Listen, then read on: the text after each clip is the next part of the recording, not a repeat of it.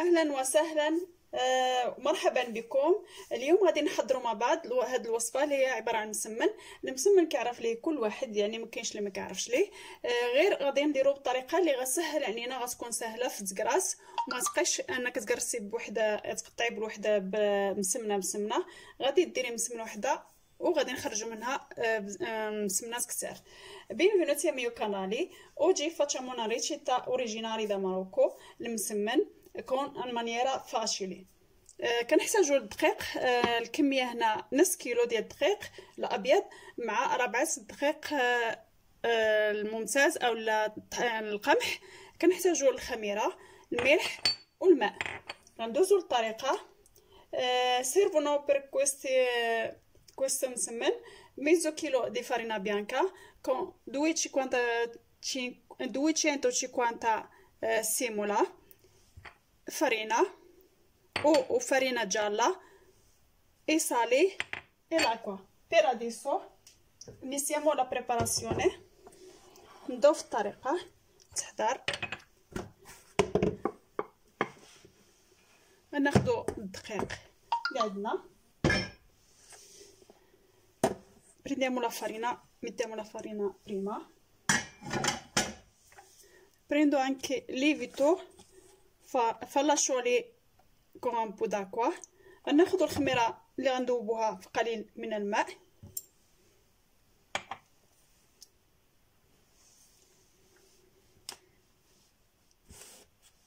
غادي نضيفو الملح على الدقيق.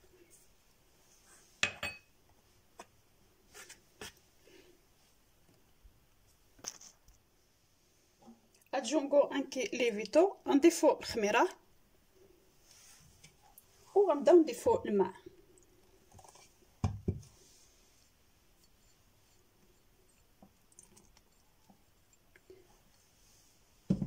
aggiungo anche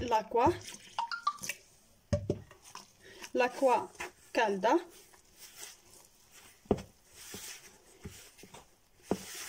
الماء يكون سخون ونبداو نخدموا العجينه اللي عندنا. iniziamo a lavorare bene l'impasto.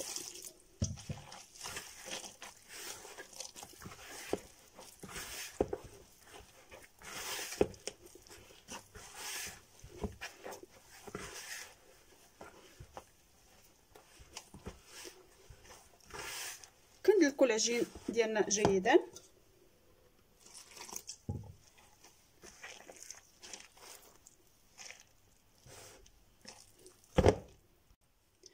بعد ما جمعنا العجين غادي ناخدو ونبداو نخدمو فيه. quando messo a posto l'impasto prendiamo l'impasto, mettiamo al tavola di lavoro e facciamo lavorarlo bene ونبداو ندلكو فيه جيدا.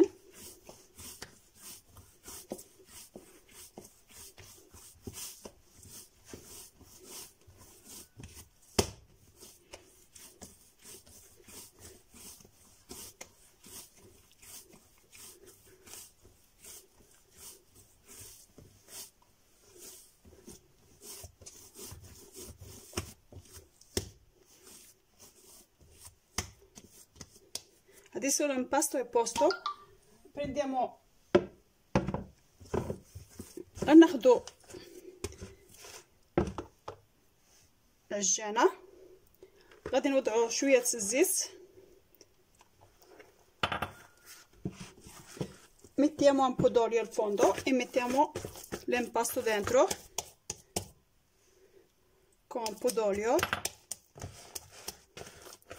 e lasciamo riposare fino che doppia l'impasto. وغادي نغطيو عليها ونخليوها تخمر.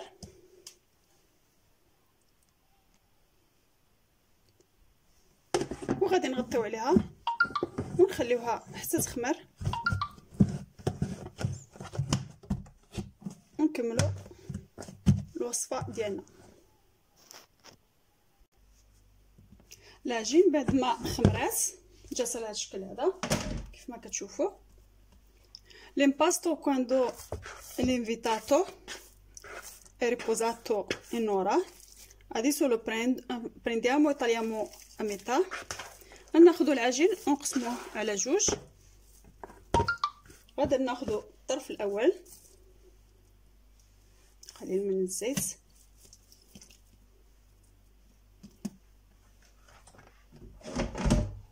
وكذلك غادي نحتاجو السمن اولا فرماج غورغونزولا، الفرماج الازرق اولا السمن. هنا ما عندناش السمن، كنستعملوا هذا الفرماج اللي مماثل لهذا السمن. زيت الزيتون وسميده. اي سيرفونو عنك لا سيمولينا اوليو دي اوليفا e formaggio gorgonzola. Passiamo alla preparazione. Prendiamo l'impasto, facciamo pastarlo bene, stenderlo bene così. كنطلقوا العجين ديالنا.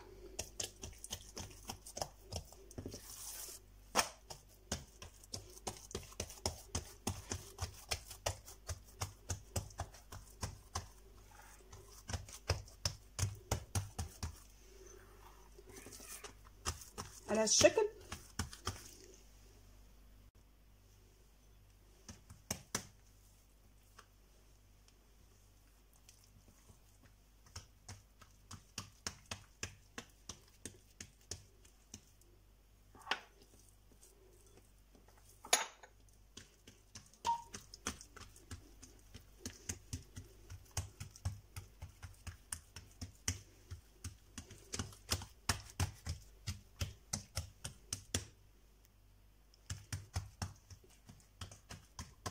Come si vede fatto stendere bene l'impasto. سرحنا العجين طلقناه جيدا على هذا الشكل. غادي ناخذ السمن غنضيفوا عليه زيت الزيتون وباش ندوبوه مع بعض اللي غادي نطلقوا بهم اولا غنحشو بهم العجينه. prendiamo la gorgonzola e con olio d'oliva facciamo sciogliere.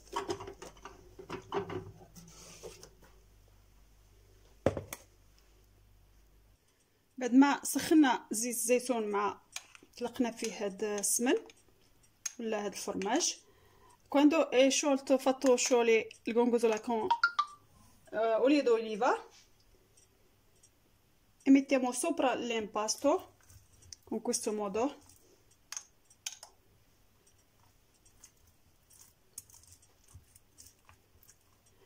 هاد المسمن ما كتحتاجيش تبقاي تقطعي بوحده بوحده، كنديروا وحده فقط.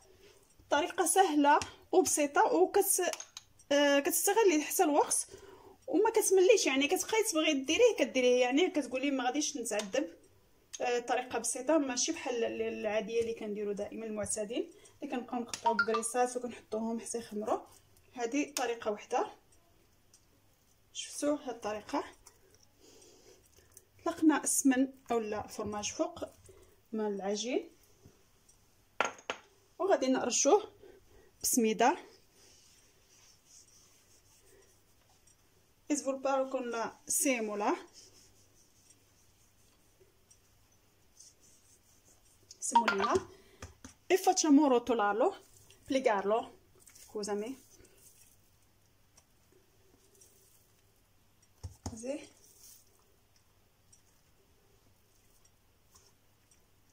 Con lo stesso maniera facciamo anche piegare l'altra parte. نفس الطريقه ديال المسمن العادي، غير هذه كنديروا بهذه الطريقه.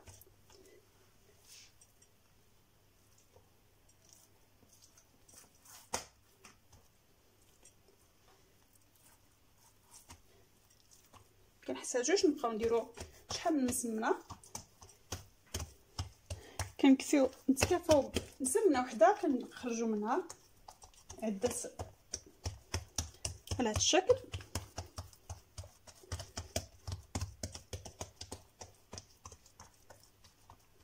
صافي وكنقطعوها.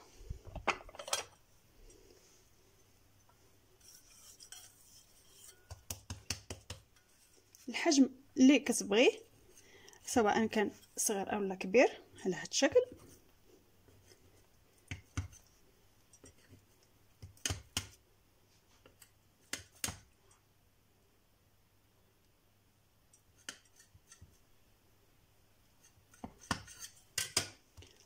الشكل هذا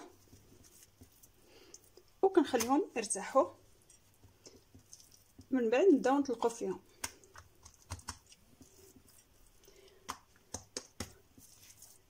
اوكي هادو غنديرهم سمنه صغار، غنعاود نقطعهم على هذا الشكل.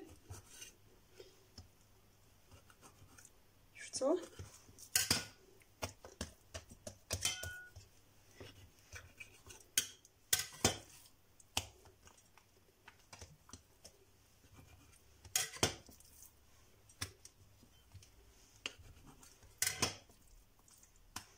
وحصلنا على هاد العجين. غادي نخليهم يرتاحوا شويه ونرجعوا ليهم لاشامو ريبوزاري ان بو.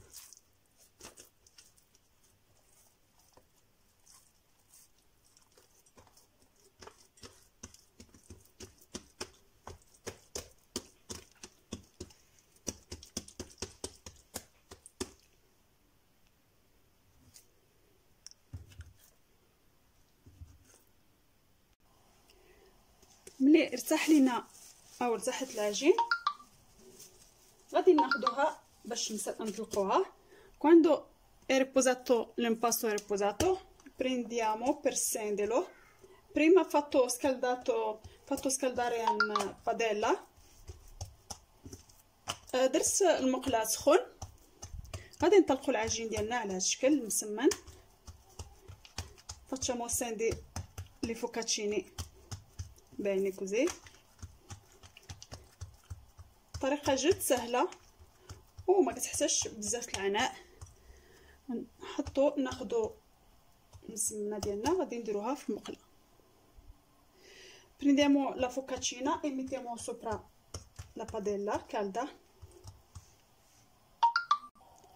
scaldato la padella metto un po' d'olio. ملي سخنت لنا المقله نصبوا واحد شويه قليل من الزيت.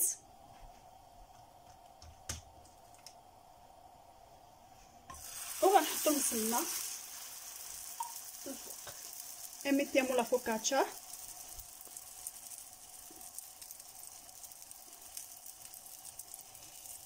e facciamo girarla subito dall'inizio così.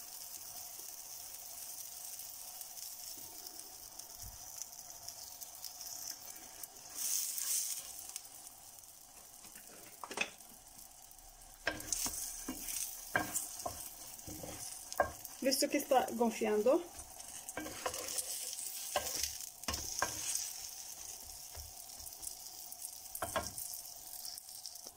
a questo momento vado a preparare un'altra. غادي نوجد مسمنه اخرى بالمطابس هذه.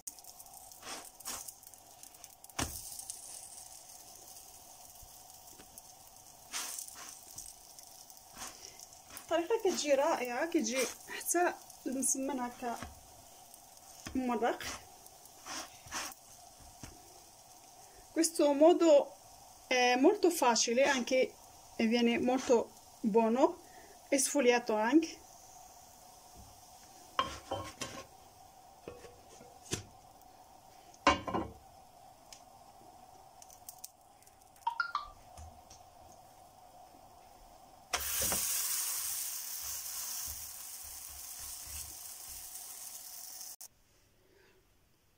المسمن ديالنا هو واجد، جا على هذا الشكل هذا. كنتمنى من الله يعجبكم. La nostra focaccia è pronta. Spero che piaciuto la mia maniera da farla. Guarda.